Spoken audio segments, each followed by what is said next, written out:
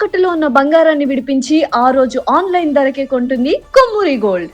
అందరికీ నమస్కారం. సుమన్ టీవీకి స్వాగతం. నేను గీతాంజలి. ఇవాళ మనతో పాటు ఉన్న అతిథి భారతీయ శంకరపీఠం వ్యవస్థాపకులు, ప్రముఖ ఆధ్యాత్మికవేత్త, జ్యోతిష్య పండితులు, బ్రహ్మశ్రీ అన్నవరపు తిరుపతిమూర్తి అవధాని గురువుగారు. వారితో మాట్లాడదాం.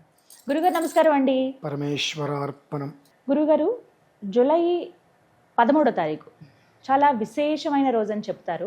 ఇక ఒక్క రోజు దాటితే మనకి ఈ జ్యేష్ఠ మాసం పూర్తయిపోతుంది. అవును, జ్యేష్ఠ మాసం అంటేనే చాలా విశేషం అని మీరు చెబుతూ వచ్చారు. జ్యేష్ఠం శ్రేష్ఠ గుణైర్యుక్తం అనేటువంటిది చెప్పబడి ఉంది. చివరిగా మెదిగేటువంటి ఒక రోజు, ఈ అద్భుతమైన రోజు ఎన్నో యోగాలతో కూడుకున్నదని, ఆ రోజున శివాభిషేకం చేస్తే పరమ పుణ్యం అని చెప్పి, అంటే చాలా అరుదుగా వచ్చేటువంటి అవకాశం ఇదని విన్నాను. మరి ఆ రోజున జరిగేటువంటి కార్యక్రమం ఏంటో వివరిస్తారా? తప్పకుండా అమ్మా. శివం శాంతం జగన్నాథం లోకానుగ్రహకారకం శివమేకం పరం వందే శికారాయ నమో నమః. చరాచర జగత్తు మొత్తము శివమయం. శివం అనేటువంటిది లేనిది ఎక్కడా లేదు. శివం శవం రెండు ఒకటే. ఇక్కడ ఆయన ఉంటే శివం, ఆయన లేకపోతే శవం, అంతే. తేడా ఏమీ లేదు, అక్షరం మార్పు అంతే. అయితే ఎందుకు ఈ మాట అన్నాను అనంటే, ఆ రోజు వచ్చినటువంటి 13వ తారీఖు వచ్చినటువంటి పర్వదినము చాలా సుకృతం. జన్మ కర్మ సమే దివ్యం ఏవం యోగి దిత్వత్వత అని చెప్పి అంత అరుదుగా మనకు దొరకవండి అటువంటి రోజు. ఎందువలనంటే మహాశివరాత్రి నుంచి చూసుకుంటే 6వ మాసం ఒకటి, మాఘం, పాల్గుణం, చైత్రం, వైశాఖం, జ్యేష్టం, అధిక జ్యేష్టం, అధిక జ్యేష్టం, మిత జ్యేష్టం, 6 అనేటువంటి విషయాన్ని పక్కన పెడితే, ఆ రోజు మనకు మాస శివరాత్రి. ఆ రోజు మాస శివరాత్రి అనేటువంటిది సాయంత్రం ప్రదోషకాలం వరకు తీసుకుంటే, ప్రదోషకాలం నుంచి అమావాస్య. ఈ అమావాస్యకి మాస శివరాత్రికి సంధికాలం. అలాగే ఇందు అమావాస్య. ఇందు అమావాస్య అంటే ఆరుద్ర నక్షత్రం. అంటే మామూలుగా సోమవారము అమావాస్య కలిసి వచ్చినప్పుడు సోమవతి అమావాస్య అనేస్తారు. కానీ అక్కడ ఎప్పుడూ కూడా సోమవతి అమావాస్య అనేటువంటిది వాడుక పదంగా మనం వాడాలి. కానీ ఆరుద్ర నక్షత్రంతో కూడి వచ్చినటువంటిది సోమవారం కలిసి వచ్చినటువంటిది వచ్చినప్పుడు ఇందు అమావాస్య అదవుతుంది. ఇందుహు అనంటే లేదు అనేటువంటి పదం ఉండదమ్మా. ఇక్కడ అక్కడ ఎక్కడైనా సరే లేదు అనేటువంటి పదం ఉండదు. ఆరుద్ర నక్షత్రము, సోమవారము, మాస శివరాత్రి, అమావాస్య సంధి కలిసి రావటం అనేటువంటిది ఒకటైతే 6వ మాసంగా అది శివరాత్రి నుంచి అర్ధాహోరాత్రము అని అంటారు దాన్ని. ఇన్ని యోగాలు కలిసి వచ్చినటువంటిది మీరు ఒక్కసారి గత 60, 62, 66 సంవత్సరాలు పై వరకు కూడా మీరు వెతకండి, దొరకవు. 66 ఏళ్ళు క్రితం కూడా వెతికినా దొరకవు. లేవు. నేను 100 అని చెప్పొచ్చు, అబ్బా అంటారు, అందుకే మిమ్మల్ని వెతుక్కోమంటున్నా. దొరకదు, అంత విశేషమైనది. అందుకని నేను ప్రతి మనిషికి కూడా ఇంట్లో ఒక శివలింగం ఉంచుకుంటే చాలా మంచిది అని ఎప్పుడు ఎందుకు చెబుతూ ఉంటానంటే, శివలింగం లేని ఇల్లు ఉండకూడదని. శివుడే విష్ణువు, విష్ణువే శివుడు, ఇద్దరు ఒకటే, తేడా ఏం లేదు అందులో. శివాయ విష్ణు రూపాయి అంటారు కాబట్టి శివలింగాన్ని ఎందుకు ఇంట్లో అట్టు పెట్టుకోమంటాను, ప్రతినిత్యం అభిషేకం చేసుకోమంటానంటే, ఏదో ఒక సమయంలో అదృష్టం, పుణ్యం పురస్కరించుకొని ఆ అదృష్టం అనేటువంటి యోగకారంలో ఒకరోజు ఇలా వస్తుంది మనకు. వచ్చినప్పుడు ఆ రోజున ఆ ఈశ్వరుడికి చేసేటువంటి అభిషేకము 7 జన్మ కృతం పాపం అనేటువంటిది మనకు అనేక జన్మలు మనం వెళ్తూ ఉంటాం. ఈ జన్మలలో ఒక్కొక్క జన్మ ఒక్కొక్క రకంగా మనకు వ్యాధి రూపంలో ఏదో ఒక రకంగా 7 జన్మల నుంచి కూడా వచ్చేటువంటి వ్యాధులు ఏవైతే ఉంటాయో, అంటే మన జన్మకి సంబంధించి దోషాలని కూడా వ్యాధి రూపంలో మనిషికి ఇవాళ షుగర్ వచ్చిందనో, దీర్ఘకాలిక వ్యాధులను ఎందుకు వస్తున్నాయి, మనం చేసినటువంటి అకృత్యాలు వ్యాధి రూపంలో పీడింపబడుతూ ఉంటాం. అటువంటివి ఏవైతే ఉన్నాయో వాటిని ఆ క్షణంతో స్వస్తి పలికిచ్చేటువంటిది విశేషం. అంటే ఏదైనప్పటికీ కూడా అగ్నిలో వేస్తే భస్మం కావాల్సింది. అలానే 7 జన్మ కృతం పాపంగా ఉండేటువంటివి ఏదైనా సరే, జన్మాభ్యాసాదు జన్మ ప్రభృతి, పుట్టిన దగ్గర నుంచి ఈ క్షణం వరకు మనం చేసినటువంటివి, చేయించినటువంటివి, చూసినటువంటివి రకరకాల దోషాలు ఏవైతే ఉంటాయో అవన్నీ కూడా ఆ క్షణంలో అగ్నిహోత్రంలో వేస్తే భస్మం ఎలా అయిపోతుందో ఆ రకమైన రీతిలో మనం చేసుకున్నటువంటి ప్రతి ఒక్క అకృత్యము, దోషాన్ని కూడా పూర్తిగా కూడా భస్మం చేసేటువంటి పర్వదినం. అంత విశేషమైందండి, చెప్పుకుంటూ పోతే తగదు.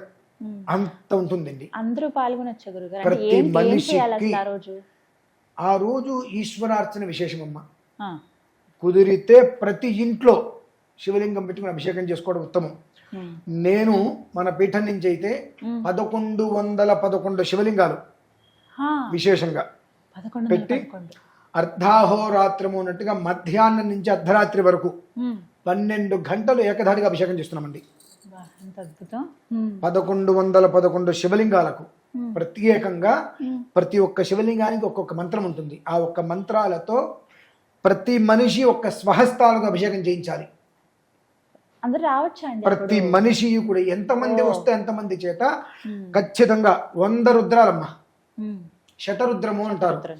శతరుద్రాలతో 12 గంటల సేపు, 12 గంటల మధ్యలో మొత్తం మనం చూసుకుంటే సుమారుగా 8 సెకండ్లు కూడా గ్యాప్ ఉండదు మధ్యలో.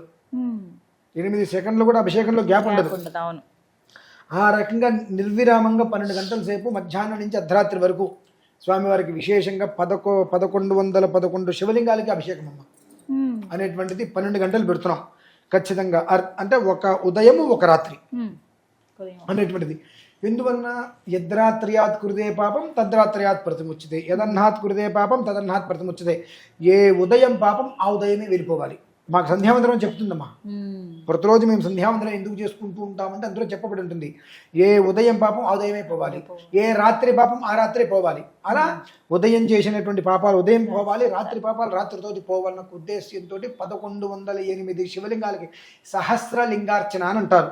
ఉమ్, దానికి విశేషంగా ఆ రోజు నాడు ఉమ్. అభిషేకం చేస్తున్నానండి. ఉమ్, పీఠ ఆ, ద్వారా అవుతుంది. పీఠం తరఫు నుంచి అభిషేకం ఎక్కడ చేస్తున్నాను. జరుగుతుంది గురుగారు? కాటేదాన్లో అయ్యప్ప స్వామి దేవాలయం ఉంటుందండి. ఉమ్. అయ్యప్ప స్వామి దేవాలయంలోనే ఓ, అక్కడ. హరిహర పుత్రుడు కదా ఆయన. అవును. అక్కడే ఆయన జరుగుతుంది. సన్నిధిలో 12 గంటల సేపు సమయం చెప్పండి గురుగారు, ప్రారంభం ఎప్పుడండి? మధ్యాహ్నం 13వ తారీఖు మనకు మధ్యాహ్నం 12 గంటలకు ప్రారంభం. ఉమ్, అర్ధరాత్రి 12 గంటల వరకు ఉమ్, 12 నిర్విరామంగా జరుగుతుంది. ఎంతమంది అయితే అందులోకి వస్తారో అంతమంది చేత ఆ స్వామివారికి అభిషేకం ఖచ్చితంగా జరిగిస్తాం. వాళ్ళు ఒకళ్ళకి మాకు మేము అభిషేకం చేయలేకపోయామే అనేటువంటి ఆలోచన లేకుండా ప్రతి ఒక్క మనిషి చేత ఉమ్. అభిషేకం చేయిస్తాం. 12 గంటల వరకు అంటున్నారు కదండి, అప్పటి వరకు ఉండాల్సి ఉంటుందా? అంటే అభిషేకం చేసుకోవాలి. ఇప్పుడు అభిషేకం చేసుకొని వెళ్ళిపోతే వెళ్ళిపోవచ్చు. ఆహా. ప్రతి మనిషి చేత ఒక రుద్రాభిషేకం చేస్తాం. ఉమ్, అంటే ఒక రౌండ్గా శివలింగాలు ఉంటాయి కాబట్టి దాని చుట్టూతా కూడా ఎంతమంది పడితే అంతమందిని నిలబెట్టేస్తాం. ఉమ్. ఒక రుద్రం అభిషేకం చేస్తాం. అభిషేకం అయిన తర్వాత వాళ్ళు మళ్ళీ ఉండొచ్చు, వెళ్ళిపోవచ్చు, అది వాళ్ళ ఇష్టం. నేను ఉండమని నేను చెప్పను, వెళ్ళిపోమని చెప్పను. కానీ వాళ్ళ అవకాశం. కార్యక్రమం జరిగేది మాత్రం 12 గంటల వరకు జరుగుతుంది. 12 గంటల అర్ధరాత్రి 12 గంటల వరకు లింగోద్భవ కాలం వరకు జరుగుతుంది. ఏ సమయానికి ముందుగా ఉండాలండి? మనకు 11 గంటల కల్లా 13వ తారీఖు ఉదయం 11 గంటల కల్లా ఉంటే ప్రధాన సంకల్పం ఉంటుంది. ఆ ప్రధాన సంకల్పం అయిన తర్వాత ఆ 1100 శివలింగాలు ఎవరు అనేటువంటి విషయం చెప్తాం ముందు. ఆ, ఆహా. ఏదో శివలింగాలు పెట్టేసామని కాదండి. 1100 శివలింగాలలో 16 మంది రకాల దేవతలు ఉంటారు. ఓ. అందరూ శివస్వరూపాలే. ఉమ్, ఎవరెవరు ఏంటి, ఎన్ని శివలింగాలలో ఎంతమంది ఉంటారు, ఏ శివలింగంలో ఎవరు ఉంటారు అనేటువంటి మొత్తం ముందు వివరిస్తాం అందరికీ. ఉమ్, దీనికి ఈ అభిషేకము చేయటం వల్ల వీళ్ళకి వచ్చేటువంటిది ఏమిటి ఉమ్, అనేటువంటిది సంకల్ప విధానంలో చెప్తాం అక్కడ. ఉమ్, దానికి షోడశ ఆవరణార్చన అని అంటారు. అంటే ఒక్క మాటగా చెప్పాలంటే షోడశ అంటే షోడశి అనేటువంటిది అమ్మవారికి సంబంధించింది. అమ్మవారే కదా. అంటే పార్వతీ పరమేశ్వరులు ఇద్దరూ కూడా ఏకీకృతమై ఉండటం అక్కడ. ఉమ్, దాని యొక్క విధానం పూర్తి స్థాయిలో అంటే మనం అమ్మవారికి విడిగా అయ్యవారికి విడిగా ఇట్లా ఇద్దరికి కలిసి ఏకకాలంలో అర్ధనారీశ్వర యుక్తంగా అభిషేకం జరుగుతుంది అక్కడ. ఉమ్, ఇది ప్రధానంగా నాని అనేటువంటిది ఏం లేదమ్మా. ఉమ్, ఏదో ఒక రకమైన చిన్న సమస్య వలన ఏదో ఇబ్బందులు పడుతున్నాం. అది ఇవాళే రావచ్చు, నిన్న రావచ్చు, 10 ఏళ్ళ నుంచి ఉండొచ్చు కాక. ఉమ్, ఆ రోజుతోటి నీకు దాని నుంచి బయటపడేటువంటి యోగం ఉంది. కర్మ ఏదైతే అనుభవిస్తున్నామో ఎలాంటి విధానంలో అనుభవిస్తున్నప్పటికీ కూడా కర్మ ప్రారంధం మనం పెద్దవాళ్ళు అంటూ ఉంటారు. అంటారు. ఆ అనుభవించేటువంటి కర్మ ప్రారంధం అనేటువంటిది ఏదైతే ఉందో దాని నుంచి బయటపడిపోతారమ్మా.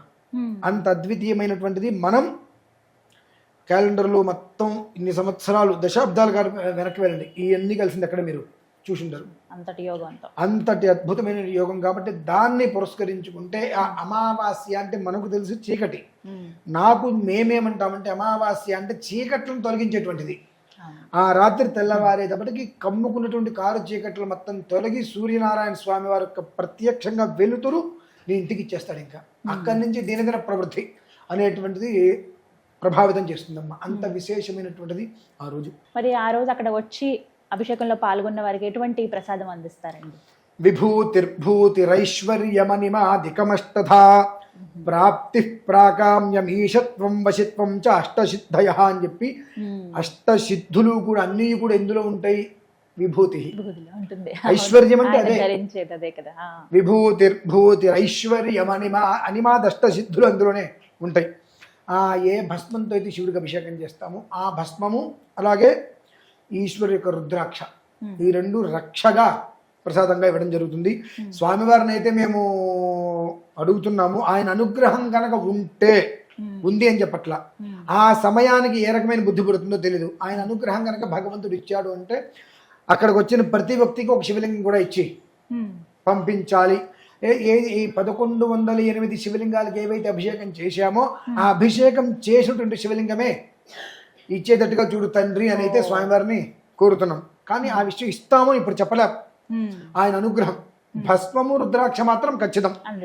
ఆ పరమేశ్వరుడు అనుగ్రహం అందరికీ లభ్యమైంది. కార్యక్రమం నిర్విఘ్నంగా పూర్తి చేయించుకునేటువంటి వ్యవస్థ ఏర్పడింది. రాజయోగం ప్రతి మనిషికి అది ఈశ్వర శివలింగం రూపంలో వస్తుంది. చాలా చక్కగా వివరించారు గురుగారు, ధన్యవాదాలండి. విన్నారు కదా, కాటేదాన్లో ఉన్నటువంటి అయ్యప్ప స్వామి వారి దివ్య సన్నిధిలోనండి శతరుద్ర అభిషేకం జరగబోతోంది. ప్రత్యేకంగా ఎవరెవరైతే భక్తులు వస్తారో ఆ రోజున స్వయంగా మీ చేతులతో మీరే శివాభిషేకం చేసుకోవచ్చు.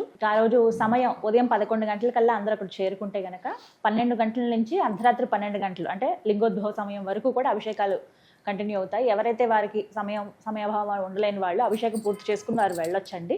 స్వామివారి దివ్య ప్రసాదం కూడా అక్కడ అందించడం జరుగుతుంది. ఎవరైతే భక్తులు ఆసక్తి ఉన్నారో వారందరికీ కూడా స్క్రీన్ మీద నెంబర్ ఇస్తున్నాను, అలాగే దేవాలయం అడ్రస్ కూడా ఉంటుందండి. ముందుగా మీరు కాల్ చేసి మీ పేరు గోత్రం రిజిస్టర్ చేసుకోండి. మరిన్ని వివరాలు కాల్ చేసి అడిగిన వెంటనే మీకు అన్నీ కూడా వివరిస్తారు, మిమ్మల్ని గైడ్ కూడా చేస్తారు. నమస్కారం.